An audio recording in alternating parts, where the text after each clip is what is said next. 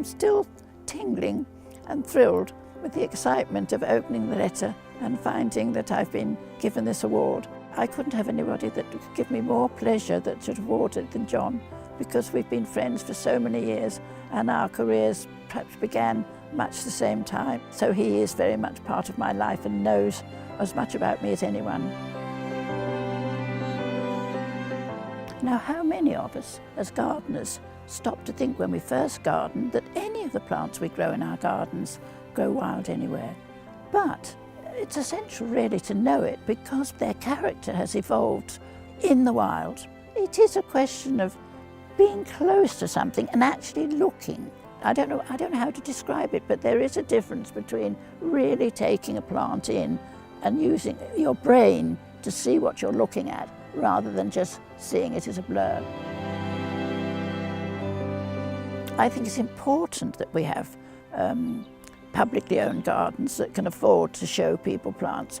I was tremendously influenced, especially by my husband and his research into the homes of garden plants. In other words, finding plants that would be adapted. I wanted to turn this area, which is full of problems, too hot, too dry, too shady, too wet, by using plants that he discovered through his research would thrive here. It took over 50 years to make this garden, and I was handling them myself every day. You learn to look at them, and you're often astonished by what you see.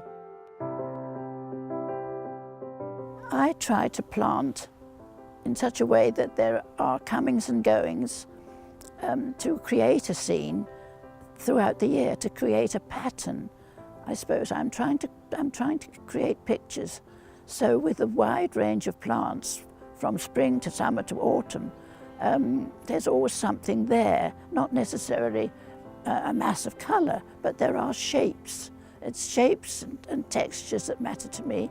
We are surrounded by an enormous range of contrasting shapes, structures. I don't have things in straight rows. I love the line to fall and lead your eye. So, and it was the same with my Chelsea exhibits. They were based on this asymmetrical line. It is the contrast between colour and foliage that, for me, makes the patterns, makes the pictures. I love it in the autumn, the winter, the spring, when there are shapes and clusters, shapes and textures that draw your eye just with a single bit of colour, perhaps here or there, whether it's autumn colour or whether it's flowers or whether it's a shrub. I'm especially sorry not to be here today, but age is taking its toll, I'm afraid, and I haven't the energy. But I'm delighted to introduce my granddaughter Julia, who is taking my place in the garden and carrying it on with David and all the rest of my staff here, so hopefully it will carry on. But yes, I only wish I could be here and talk to you all. Thank you so much.